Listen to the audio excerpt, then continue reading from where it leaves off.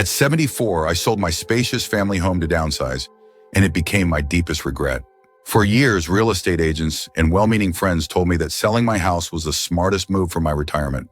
They promised that moving into a smaller place would free up my time, reduce my daily stress, and put a massive amount of cash directly into my bank account.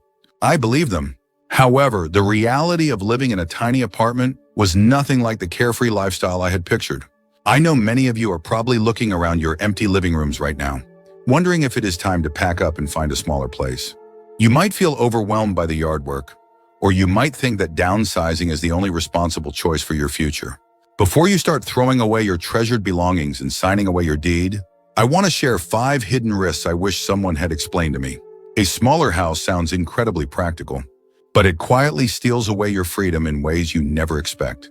Stay with me until the end, because some of these harsh truths might completely alter your retirement plans.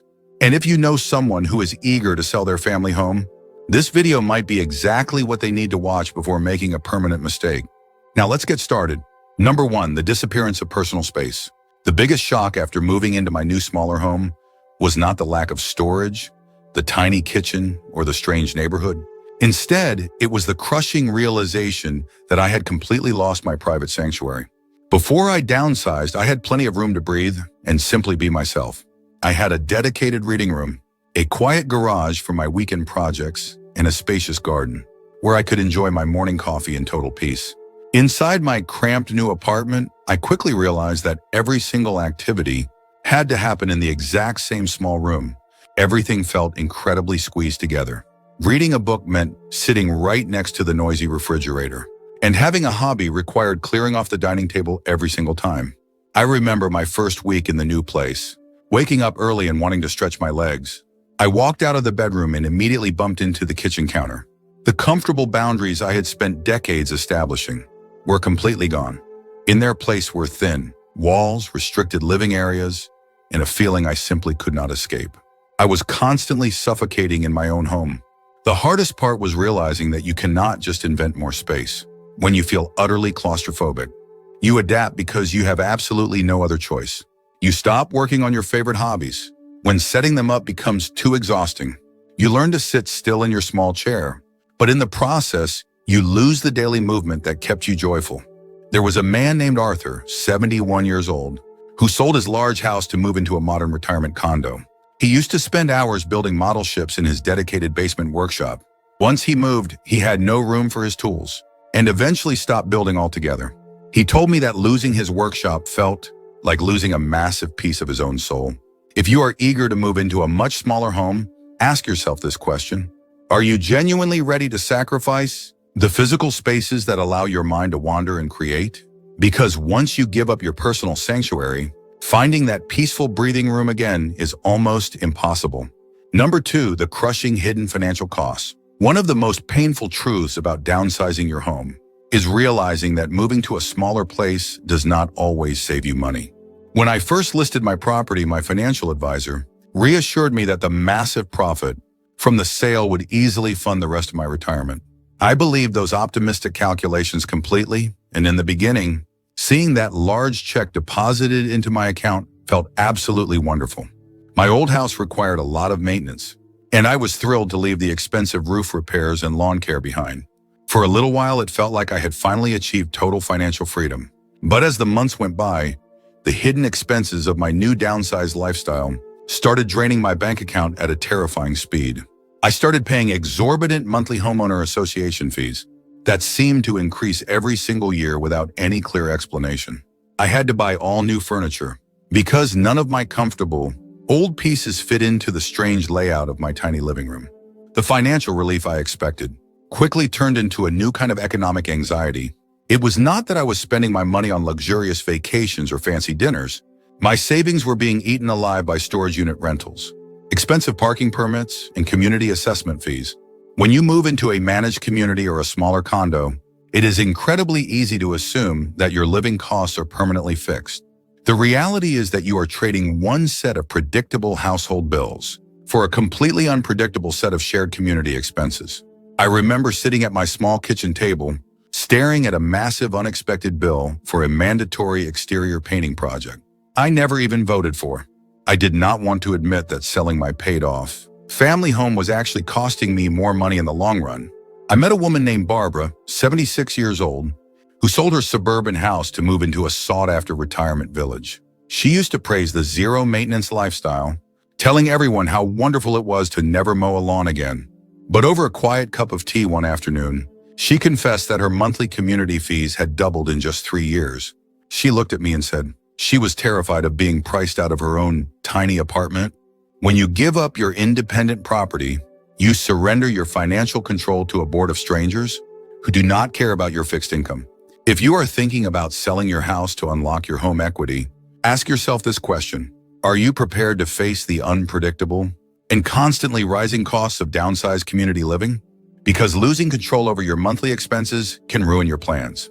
If you're still watching this video and finding these insights valuable, please comment number 2 below to let me know you're here. And if you haven't subscribed yet, I recommend you subscribe and turn on the bell so you don't miss any videos. Your support helps us continue creating good content to inform and inspire you. Now let's move forward. Number 3, the sudden shrinking of social space. When I signed the final closing papers on my large home, I thought I was simply changing the physical address where I slept every night. I did not realize I was also severely limiting my ability to host my family and maintain my lifelong social connections. At my old house, I was always the enthusiastic host for every major holiday, gathering and casual Sunday dinner. I had a massive dining room table that could easily fit my children and grandchildren, and plenty of spare bedrooms for out-of-town guests to stay comfortably. Even the small weekend visits, like having my friends over for an impromptu afternoon barbecue, brought so much joyous energy into my daily life. But after moving into my significantly smaller property, those wonderful social gatherings completely stopped. My new living room could barely accommodate 3 people, and hosting a large family, dinner became an absolute logistical nightmare. At first, I told myself that it was perfectly fine to let the younger generation take over the demanding hosting duties. I convinced myself that I deserved a quiet break from cooking, massive meals, and cleaning up. But after a few quiet holidays passed, I realized something truly devastating was happening to my relationships. The lively family dynamic I had spent decades building was slowly fading away into a series of brief and superficial phone calls. I saw the same heartbreaking isolation in other seniors who had drastically downsized their living arrangements. There was a man named Richard, 72 years old, who was famous in our neighborhood for his spectacular summer block parties. He loved gathering people together, bringing out his large grill, and keeping the entire street entertained for hours. But after he sold his house and moved into a restrictive senior living apartment, he lost the physical ability to invite his community over. He sat in the local park one afternoon, looking incredibly lonely, and told me that his new apartment felt more like a waiting room than a real home. I knew exactly what he meant. When you no longer have the space to welcome the people you love, your home stops being a vibrant hub of activity and becomes a quiet cage. Your grandchildren stop visiting for long weekends because sleeping on a cramped sofa is uncomfortable. Your friends stop dropping by because there is nowhere to comfortably sit and chat. Without realizing it, you are actively pushing your support network away, simply because you lack the square footage to accommodate them. That is the hidden social penalty of downsizing your home. You trade your vibrant community connections for the sake of having fewer bathrooms to clean. The smaller your living space becomes, the easier it is for people to politely exclude you from the center of the family dynamic. If you are considering selling the home where your family naturally gathers, ask yourself this vital question. What gives your social life true meaning? And are you willing to sacrifice the physical space that brings your loved ones together? Because once you lose the capacity to host your family, fighting to stay intimately connected becomes a much harder battle.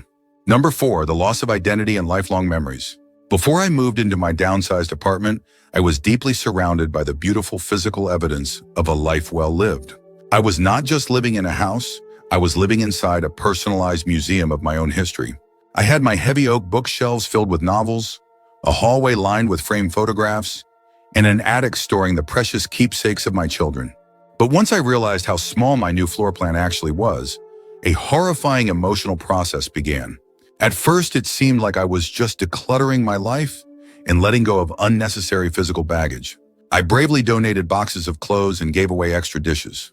But what I did not realize was that the aggressive purging process was actively erasing my profound sense of personal identity. I was forced to choose which memories were worth keeping and which ones had to be abandoned to fit into a tiny closet. I stopped feeling like the proud head of a rich family history, and soon my sense of self began to rapidly diminish. The cherished heirlooms I had spent decades preserving were suddenly treated like burdensome junk. My daily environment, which used to constantly remind me of who I was, became entirely sterile and unfamiliar. The generic walls of my new apartment held absolutely no history, leaving my mind adrift. I remember my new neighbor, Helen, an 80-year-old woman who had recently moved from a sprawling farmhouse she had owned for 50 years. She used to walk through her massive garden, intimately knowing the story behind every single rose bush she had planted. But after moving into her compact urban condo, she spent her days staring blankly at a small artificial plant on her balcony. One morning, she looked at me with a profound sadness and said she felt like a ghost haunting a hotel room that belonged to a total stranger. And that is exactly what it felt like for me. When you throw away the physical anchors of your past, you risk losing the comforting stories that keep your mind sharp and grounded. In a culture that constantly pushes us to embrace minimalism, it is incredibly easy to forget that our accumulated possessions are the tangible proof of our existence. If I had known how deeply I would grieve for my old dining table, I would have fought much harder to keep the house that held my soul. If you are considering throwing away your lifelong belongings to fit into a smaller footprint, ask yourself this important question. Will you still feel like your authentic self when the physical markers of your incredible life journey are completely gone? Because once you empty your family home, getting those precious pieces of your identity back is completely impossible. If you're still watching this video and finding these insights valuable, please comment number 4 below to let me know you're here. And if you haven't subscribed yet, I recommend you subscribe and turn on the bell so you don't miss any videos. Your support helps us continue creating good content to inform and inspire you. Now let's move forward. Number 5, the unforeseen physical limitations. One of the things I did not fully consider before selling my spacious property was just how much my daily physical movement would drastically decline. At home, I had plenty of natural opportunities to keep my body active without even trying. I walked up and down a long hallway to reach the laundry room, climbed a gentle set of stairs to water the plants, and spent hours bending and stretching while tending to my backyard garden. But in my newly downsized apartment, those vital physical challenges were entirely eliminated. From the moment I arrived, I felt like I was living in an overly convenient box that actively discouraged any meaningful movement. Everything was intentionally placed within easy reach, and the flat layout meant my legs rarely had to work hard. I know the real estate agents marketed this convenience as a massive benefit for aging safely, but it is not easy to stay strong when your environment demands absolutely nothing from your muscles. I remember my 3rd month in the new place, struggling with the shocking realization that my stamina was dropping incredibly fast. Want to go for a brisk walk? You might have to navigate a busy apartment corridor and wait 10 minutes for a slow elevator just to reach the street. Need to get some fresh air? Sometimes standing on a tiny concrete balcony is the only outdoor activity you can easily manage. Even simple chores like vacuuming the floor were finished in 10 minutes instead of providing an hour of healthy cardiovascular work. My building promised a beautiful fitness center, but it was often crowded or completely out of order when I actually wanted to use it. I met a man named Thomas, 78 years old, who thought moving into a low-maintenance patio home would save his aching knees. He was absolutely thrilled to abandon his lawnmower and stop carrying heavy grocery bags up his old front steps. But after a year of living in his effortless new space, he found himself struggling to simply stand up from a deep sofa. He looked at me and confessed that the lack of daily physical chores had aged his body faster than decades of hard labor. Your physical independence is a hard thing to lose, and I did not realize how much of mine I would surrender to a smaller floor plan. When your home is deliberately designed to make every task effortless, your body quickly adapts to doing the bare minimum. You start feeling less robust and more fragile, entirely because your environment has babied you into physical decline. If you are considering moving into a downsized single-level home, ask yourself this crucial question. Are you genuinely prepared to replace the natural movements of a large house with a rigid exercise routine just to maintain your current strength? Because once your daily environment stops challenging your physical body, reversing that sudden decline is much harder than you think. Final thoughts. Looking back on my decision, I do not regret wanting a simpler lifestyle, But I do regret believing that selling my beloved house was the only way to achieve it. I walked into the real estate office expecting profound relief, financial abundance, and a much better quality of life.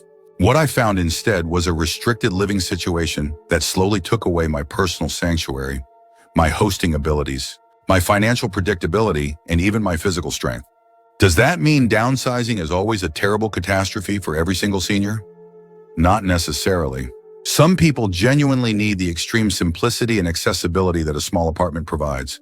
But before you make the massive decision to sell your family home, think carefully about the hidden sacrifices you are making in exchange for less vacuuming.